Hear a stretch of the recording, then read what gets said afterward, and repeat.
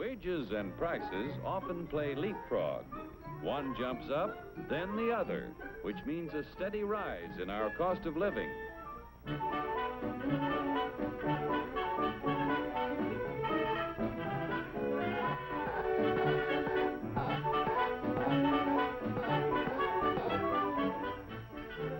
The Dilly Doll Factory is a happy shop. But Joe, our doll painter friend, seems to be a little down in the mouth, which even shows in his work.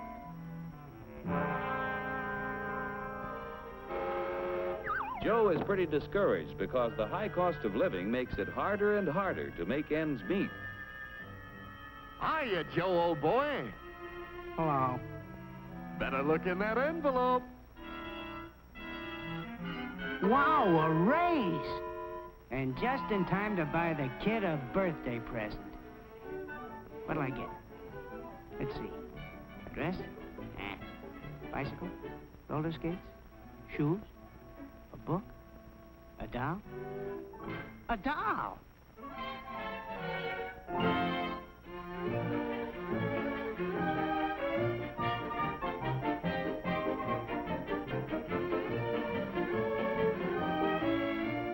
What's the price, miss?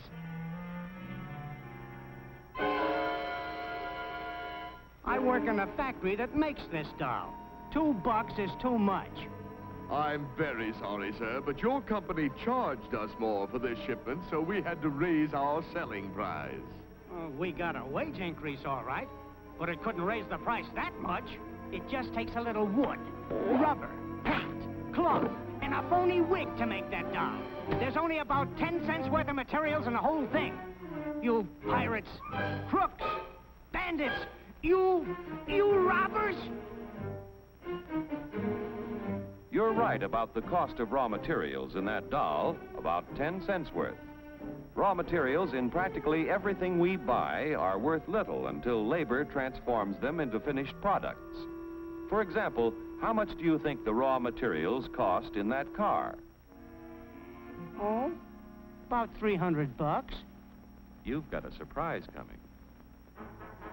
It takes 4.5 tons of coal, 2 3/4 tons of iron ore, 50 pounds of cotton, 14 pounds of cured and finished wool, aluminum, zinc, lead, copper, and countless other raw materials to make an automobile. Without the addition of labor costs, these things are worth about $22. The raw materials require the accumulated labor of thousands of people in countless crafts to transform them into a finished automobile. Miners dig the coal and iron ore. Railroad and maritime workers transport these materials to the steel mill, where workers convert the ore into finished steel. The wages of railroad workers add to the value of steel when it is transported to automobile factories. The cotton that goes into a car accumulates labor cost from the farmer who tills the soil, from workers who sow the seed, and help to raise the cotton. Wages paid to other workers add to the value of the cotton as it is moved from the field to the cotton gin where it is processed.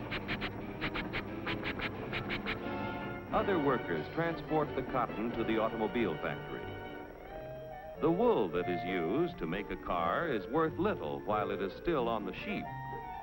When the labor cost of a sheep shearer is added, the value of the wool is increased by his wages. When all of the parts and materials finally reach the factory for assembly, the labor cost of automobile workers must be added to the price of the car.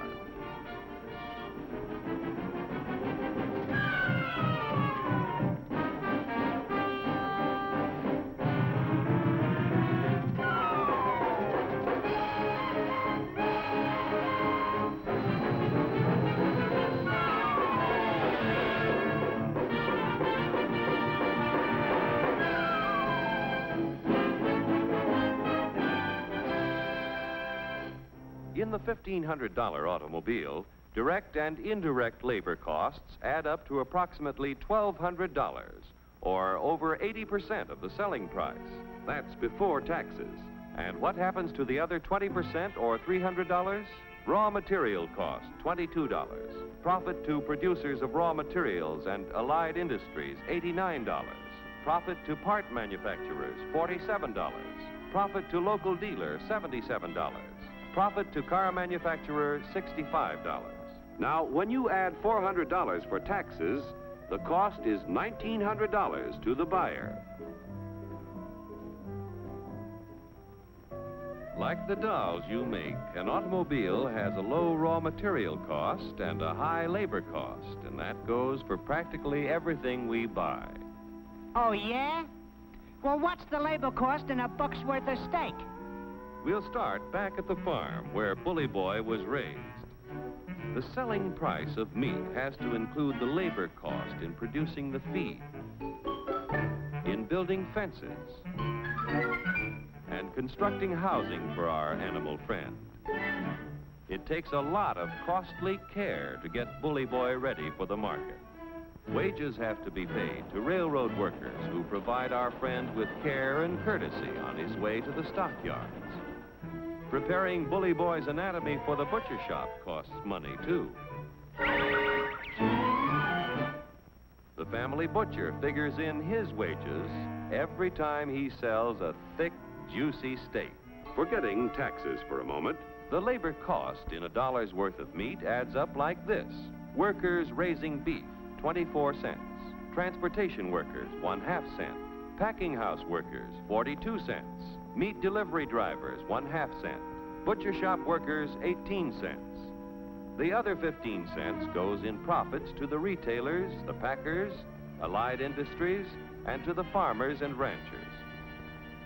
Most of the things we buy accumulate direct and indirect labor costs that add up to 85% of the selling price before taxes are added.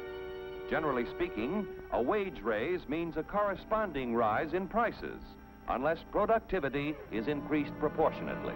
What do you want, a guy with 4 arms? 4 arms?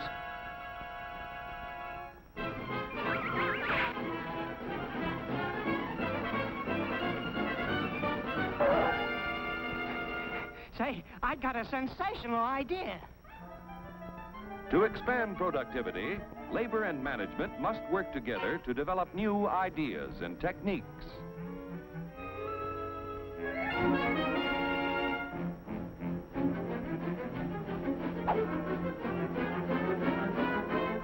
To expand productivity, capital must finance the creation of more efficient tools and plants.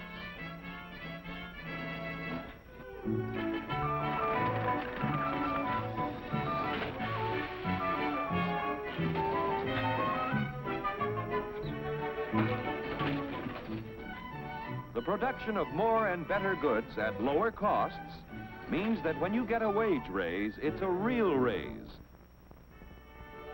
A raise? A raise!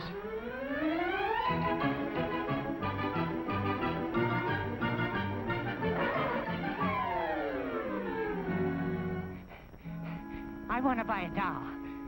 How much? Now you've got a real wage raise, because you can buy more with what you earn. With increased productivity, wages can keep ahead of prices.